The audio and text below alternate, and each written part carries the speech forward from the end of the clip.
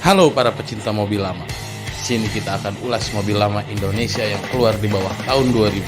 Seperti apa ulasannya? Langsung saja.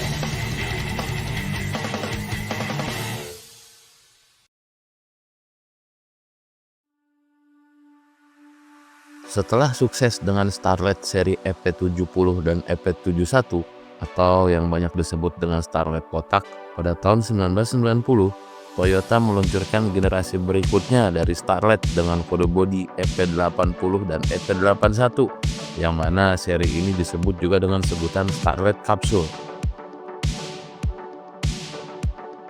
Starlet Capsule ini sebenarnya merupakan generasi keempat dari Toyota Starlet secara global. Tapi di Indonesia, Starlet Capsule ini merupakan generasi kedua sekaligus generasi terakhir Toyota Starlet yang beredar pada pasar otomotif Indonesia. Starlet Capsule untuk pasar Indonesia hadir dalam dua kode bodi, yaitu EP80 dan EP81. Kode bodi EP80 ditujukan untuk varian dengan kapasitas mesin 1000 cc yang diberi nama Starlet 1.0 XL, dan EP81 untuk pilihan varian mesin berkapasitas 1300 cc, di mana pada EP81 ini dibagi lagi menjadi tiga tipe, yaitu tipe 1.3 SE, 1.3 SE Limited, dan tipe 1.3 SEG. Sebenarnya masih ada satu lagi tipe Starlet, yaitu Starlet GT Turbo, yang mana untuk tipe Starlet GT Turbo ini masuk dalam kategori JDM atau Japanese Domestic Market dan tidak dijual secara resmi di Indonesia. Biasanya untuk unit JDM tapi mobilnya ada di Indonesia, itu masuk ke Indonesia melalui jalur importir pribadi. Pada era awal peluncurannya, Starlet Capsule ini bersaing dengan banyak mobil hatchback lain seperti Honda Civic ST-Low, Daihatsu Cheredwinner, Suzuki Forza Amnity hingga Mazda Astina. Namun dengan tampilan yang modis ditambah desain yang timeless untuk sebuah hatchback yang lahir di dekade 90-an, ditambah dengan mesin yang cukup sederhana namun bertenaga dengan benchmark Toyota, menjadikan Starlet Capsule ini sebagai mobil hatchback terfavorit di era awal peluncurannya. Dan sampai saat ini pun Starlet Capsule masih mendapat tempat khusus bagi pecinta otomotif di tanah air. Pada tipe EP80 atau Starlet Capsule 1000 cc dibekali dengan mesin 1E dengan konfigurasi 4 silinder SOHC, 12 valve karburator dengan sistem pengapian yang masih menggunakan platina. Lalu pada tahun 1992, platina ini diganti dengan CDI. Fitur-fitur pada EP80 ini terbilang sangat minim, di mana mobil ini tidak memiliki power steering dan power windows.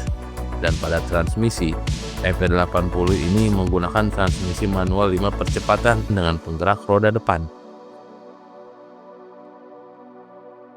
Pada tipe 1.3 SE, mesin yang dipakai adalah mesin 2E dengan konfigurasi 4 silinder 1300 cc SOHC, 12 valve dan masih memakai karburator.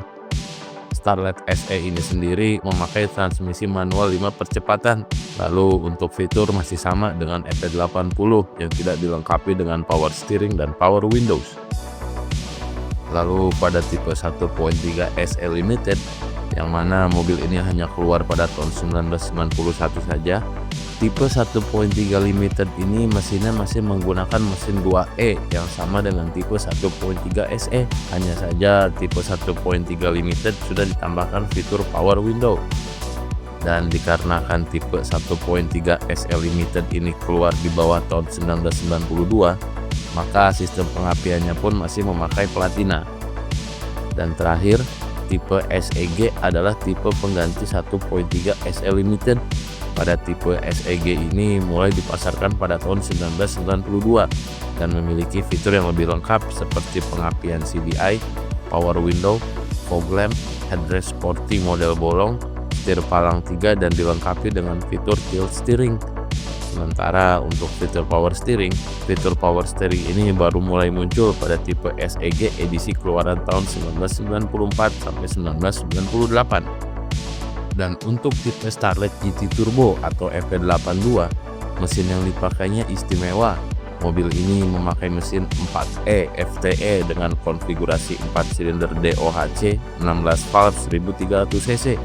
Dan mobil ini pun dilengkapi dengan turbocharger CT9 yang biasa dipakai pada mobil high-S, Hilux, dan Land Cruiser.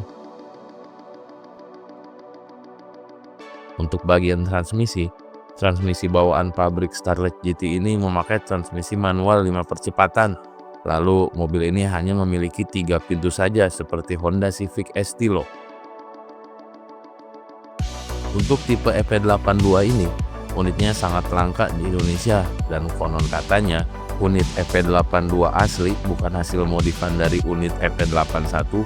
Unitnya di Indonesia hanya ada di bawah 5 unit saja, dikarenakan mobil ini aslinya tidak dijual untuk di luar Jepang dan masuk ke Indonesia melalui jalur impor pribadi. Balik ke EP80 dan EP81, konsumsi BBM-nya sangat irit mengingat kapasitas mesinnya yang hanya 1000 dan 1300 cc. Konsumsi BBM EP80 dan EP81 ini berkisar di 1:12 untuk dalam kota dan 1:15 untuk luar kota. Dan urusan spare part mobil ini masih banyak bertebaran dan harganya pun cukup murah. Kelebihan Toyota Starlet EP80 dan EP81 ini ada pada desainnya yang timeless, lalu ukuran mobil yang cukup ringkas membuat mobil ini mudah untuk dikendarai, dan konsumsi BBM-nya yang hemat ditambah perawatannya yang mudah dan murah. Lalu untuk mesin 1300 cc-nya dirasa cukup bertenaga untuk menggerakkan mobil dengan ukuran yang ringkas ini. Sementara untuk kelemahannya, ada fitur-fiturnya yang bisa dibilang cukup terbatas. Hanya tipe SEG saja keluaran tahun 19 ke atas yang memiliki fitur cukup lengkap. Lalu pada fitur keselamatan pun dinilai kurang lengkap dan ukuran kabin mobil ini cukup kecil. Dan terakhir, suspensi mobil ini pun terasa cukup keras sehingga kurang nyaman ketika melintasi jalan dengan kondisi yang kurang bagus. Untuk masalah harga pasaran EP80 dan EP81 ada di kisaran 35-50 juta. Biasanya harga 30-35 jutaan untuk tipe dengan mesin 1000 cc atau EP80. Dan untuk mesin 1300 cc atau EP81, pasaran harganya ada di 35-50 jutaan tergantung kondisi unitnya. Demikian ulasan singkat kita tentang Toyota Starlet EP80 dan EP81, sebuah mobil dengan umur yang cukup tua tapi masih populer di kalangan anak muda sampai sekarang. Terima kasih telah menonton ulasan singkat ini, dan apabila ada yang ingin ditambahkan bisa ditulis dalam kolom komentar ya. Sampai jumpa lagi di ulasan selanjutnya.